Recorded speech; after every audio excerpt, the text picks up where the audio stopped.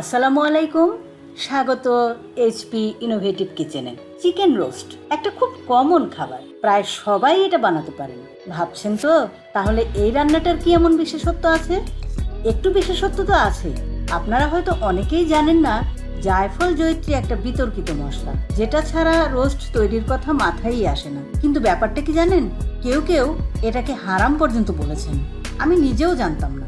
আমি অবশ্য Islamic স্কলারদের video link দিতে পারতাম, কিন্তু এতে আমার চ্যানেলে ক্লেম আসতে পারে, তাই দিতে পারছি না। আমার কথা বিশ্বাস না হলে ইউটিউবে সার্চ দিয়ে দেখে নিতে পারেন। কি প্রয়োজন বলুন তো বিতর্কিত খাবারে যে?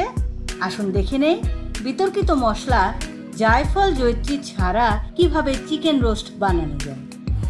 চিকেন রোস্ট তৈরি করতে আমি নিয়ে নিচ্ছি খোসা ছাড়ানো ভাজা বাদাম 2 টেবিল চামচ, শাহি জিরা 1/2 চা চামচ, রাঁধুনি 1/2 চা চামচ, কিশমিশ 1 টেবিল চামচ, এলাচ 7টি, দারুচিনি 4-5 টুকরা, লবঙ্গ গোলমরিচ 7-8টি করে এবং মৌরি নিচ্ছি 1/2 চা চামচ।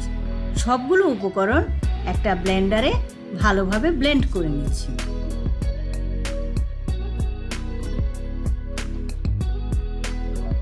হাড় সহ মুরগির মাংস নিয়ে নিচ্ছি 5-6 পিস।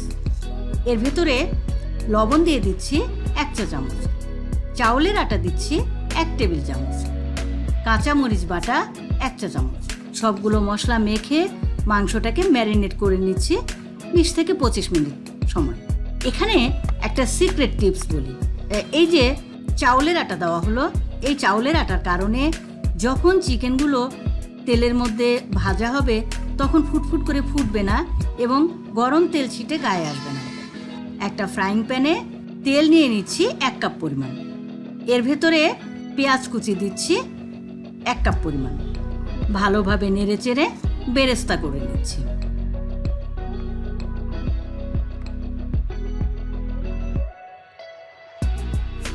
পেঁয়াজগুলো হালকা লাল লাল থাকতেই নামিয়ে নেব, কারণ যদি বেশি ব্রাউন হয়ে যায় তাহলে ঠান্ডা হলে বেরেস্তাগুলো পোড়া পোড়া কালো কালো দেখাবে। ম্যারিনেট করা মাংসগুলো পেঁয়াজ বেরেস্তা করার ওই তেলের ভিতরে দিয়ে দিচ্ছি। উল্টে পাল্টে নেড়ে চেড়ে ভেজে নিচ্ছি। এইটা খুব ডিপ ফ্রাই হবে না, কারণ ডিপ ফ্রাই করলে মাংসের উপরটা বেশ শক্ত হয়ে যাবে এবং ভেতরটা ড্রাই হয়ে যাবে। এরপরে যখন এটাকে আবার ঝোলের ভেতরে রান্না করা হবে, উপরের অংশটা শক্ত হয়ে যাওয়ায় এর ভেতরে মশলাগুলো ঢুকবে না এবং ভেতরটা খেতে অতটা জুসি হবে না।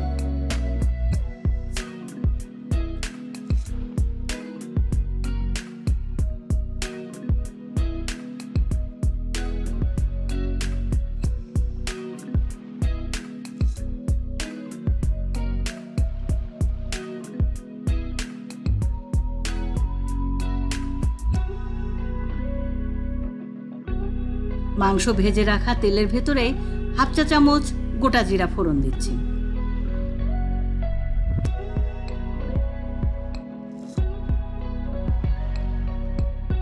এর মধ্যে একে একে দিয়ে দিচ্ছি জিরা বাটা 1 চা চামচ,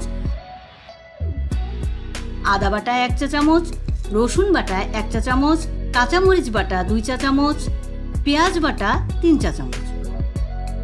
সবগুলো উপকরণ ভালোভাবে নেড়ে চেড়ে ভুনে নিচ্ছি। যখন এই মশলাগুলো ভুনা হয়ে যাবে তখন তেলটা উপরে উঠে আসবে এবং বেশ সুন্দর একটা ফ্লেভার আসবে। এর মধ্যে দিয়ে দিচ্ছি ফেটিয়ে রাখা টক দই 1/2 কাপ পরিমাণ, আর জায়ফল জয়িত্রী ছাড়া বাদাম রাঁধুনি সহ ব্লেন্ড করে রাখা অন্য মশলাগুলো এর ভেতরে দিয়ে ভালোভাবে কষিয়ে নিচ্ছি। লবণ দিয়ে দিচ্ছি 1 চা চামচ। জায়ফল জয়িত্রী ছাড়াও বেশ সুন্দর একটা গন্ধ আসছে।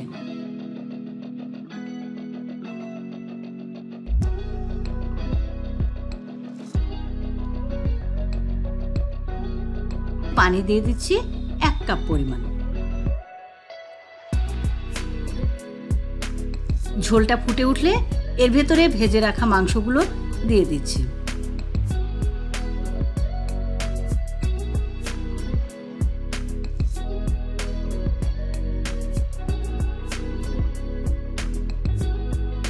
সামান্য একটু ঝাঁকুনি দিয়ে ঢাকনা দিয়ে ঢেকে দিচ্ছি। মাংসগুলো তো ভাজা আছেই, অল্প আঁচে ঢাকনা দিয়ে রাখার ফলে এই মাংসর ভেতরে ঝোল মশলাগুলো ঢুকবে এবং মাংসের স্বাদটা বেড়ে যাবে।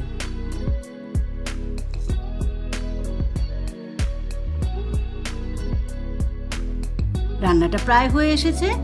পেঁয়াজ বেরেস্তা ছড়িয়ে দিচ্ছি 2 টেবিল চামচ পরিমাণ।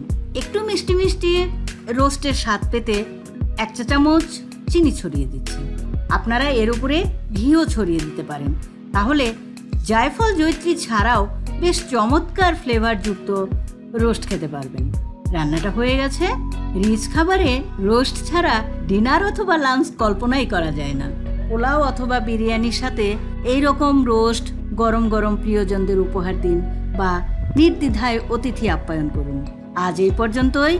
সবাই ভালো থাকুন, সুস্থ থাকুন, হারাম হালাল জেনে বুঝে খাবার খান। সবাইকে ধন্যবাদ। আসসালামু আলাইকুম।